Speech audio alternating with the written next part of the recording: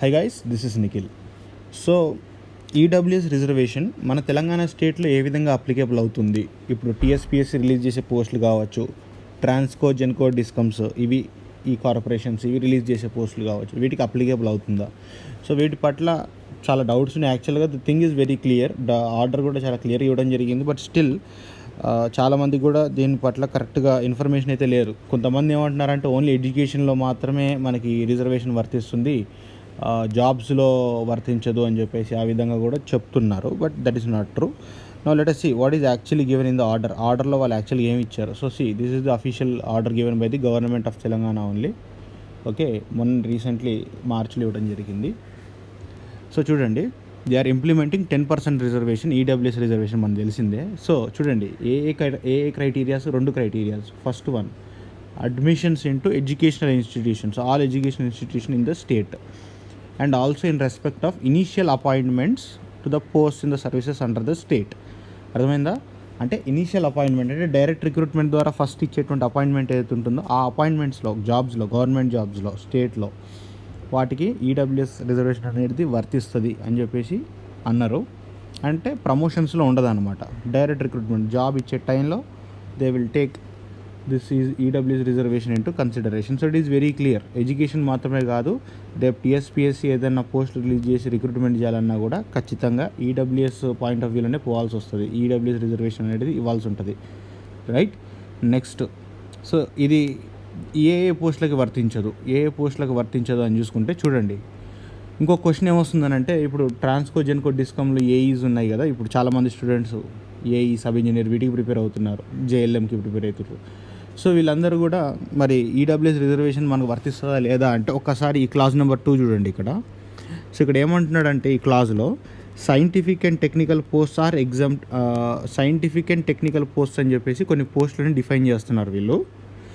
And ఈ కింద 3 conditions ఇచ్చి ఏ పోస్టులు అయితే ఈ అన్ని 3 కండిషన్స్ని సాటిస్ఫై చేస్తుందో exempted from the purview of the reservation.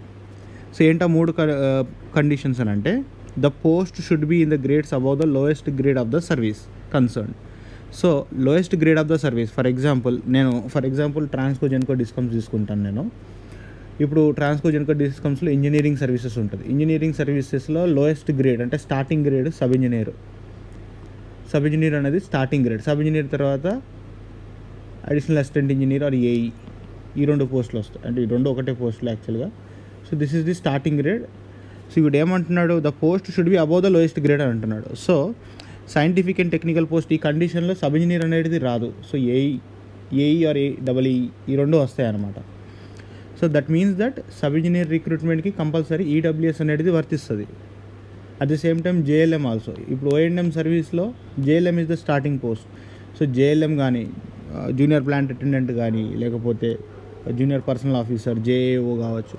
So ఇలా ఈ అన్ని పోస్టులకు కూడా ఇది వర్తిస్తుంది అనమాట. Okay, EWS. మరి ఏఈకి ఈడబ్ల్యూఎస్ వర్తించదా అని అంటే, ఫస్ట్ కండిషన్ ఒకటి అది సాటిస్ఫై చేస్తుంది. నెక్స్ట్ కండిషన్ని సాటిస్ఫై చేస్తుందో చూద్దామండి ఒకసారి.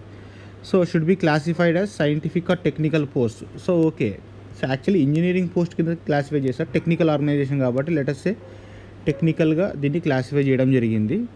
For which the nature of sciences, exact sciences, applied sciences or in technology or prescribed incumbents of which have to use that knowledge in the discharge of their duties అని అంటే basic ఏంటంటే core జాబా కాదా అంటున్నాడు. So yes, ఒక AE job అనేది core జాబే, అది అండర్స్టూడ్. ఫర్ ఎగ్జాంపుల్ నా ఏదో గ్రూప్ 1 రాస్తున్నారు, పోలీస్ డిపార్ట్మెంట్ రాస్తున్నారు, ఒక ఎలక్ట్రికల్ ఇంజనీర్ కూడా పోలీస్ డిపార్ట్మెంట్ పోతాడు. సో పోలీస్ అనేది స్పెషలైజ్డ్ స్టడీ కాదు కదా, పోలీస్ అనేది ఒక generalised. For example you're an engineer in TSPSC AW కావచ్చు, ట్రాన్స్కో జెన్కో ఏఈ కావచ్చు. So that is a specialised. So ఈ 2 ఏఈ పోస్ట్ అనేది ఈ రెండింటిని క్వాలిఫై చేస్తుంది. సో ఏంటది, TSPSC AE or AW. AE qualify కాదు, ఎందుకంటే ఇంజనీరింగ్ సర్వీసెస్లో ఏఈ ఈజ్ ద స్టార్టింగ్. టీఎస్పీఎస్సీలో AW assistant executive engineer will qualify this one and Transco Genco డిస్కమ్స్లో AE will qualify these both conditions. నా థర్డ్ కండిషన్ దగ్గరనే ప్రాబ్లం ఉన్నది. The post should be for conducting research or organising or guiding or directing the research. So research ఓరియంటేషన్లో ఉండాలి అని అంటున్నారు పోస్టులు. So ఇక్కడ ప్రాబ్లం ఏంది, ఇప్పుడు మన ట్రాన్స్కో జెన్కో డిస్కమ్స్లో రీసెర్చ్ ఉందా? రీసెర్చ్ అయితే లేదు మరి. అంటే దీని ఇంటర్ప్రిటేషన్ అనమాట. ఇక అక్కడ ఉన్నటువంటి bosses, government, political leaders interpretation బట్టి ఉంటుంది. So this is open to interpretation.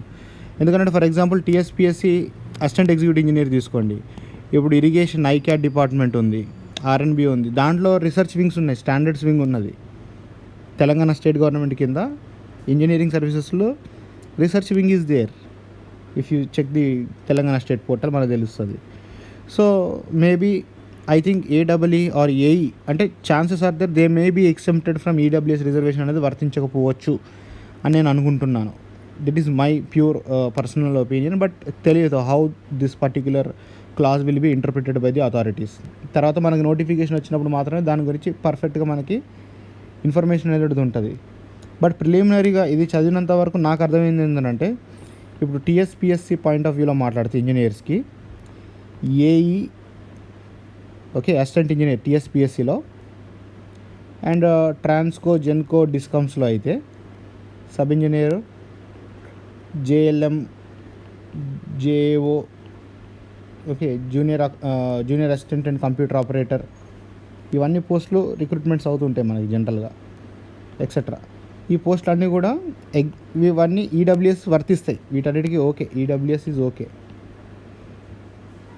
అదే అసిస్టెంట్ ఎగ్జిక్యూటివ్ ఇంజనీర్ కావచ్చు, ఏఈ కావచ్చు, ఇది కొంచెం డౌట్ఫుల్గా ఉంది. ఐ థింక్ గవర్నమెంట్ ఎలా ఇంటర్ప్రిట్ చేస్తుందో మనకు తెలియదు.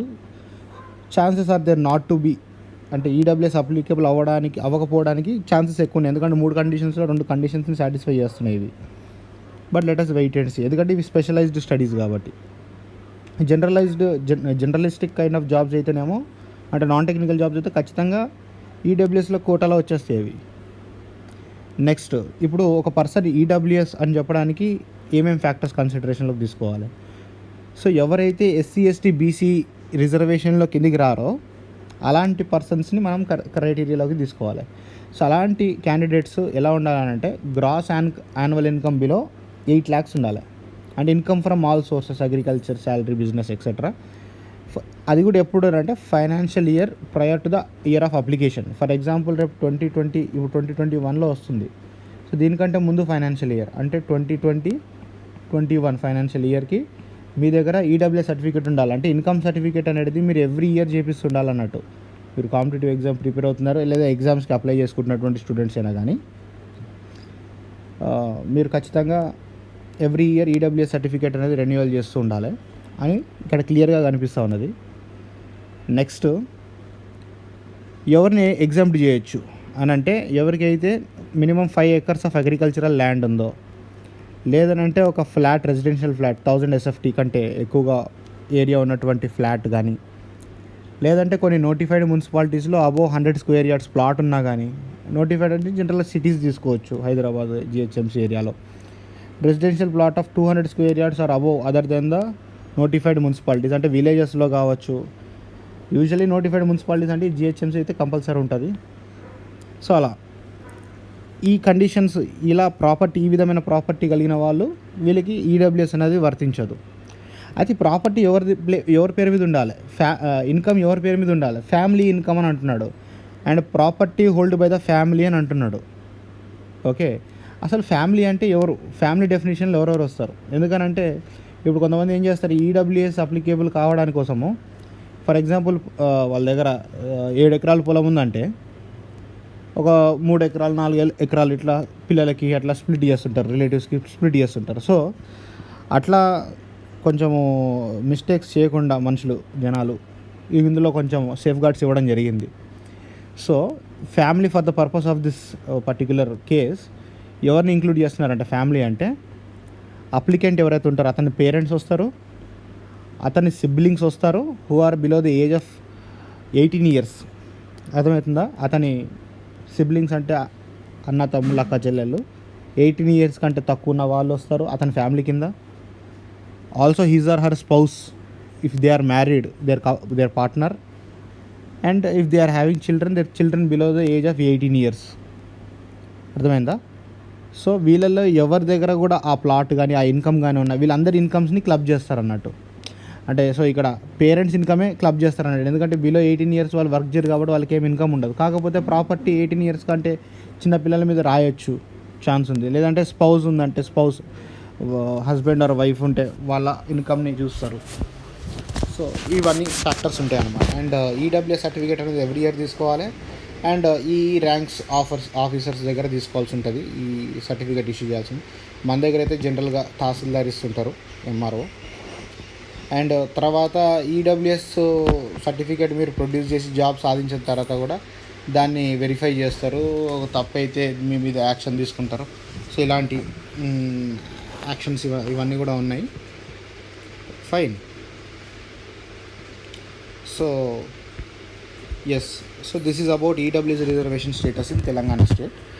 సో రాబోయే నోటిఫికేషన్స్లో we will see how it will be implemented అని చెప్పేసి. But as per this order ఇంత ఇన్ఫర్మేషన్ అయితే మనం తెలుసుకోవడం అనేది మంచిదే.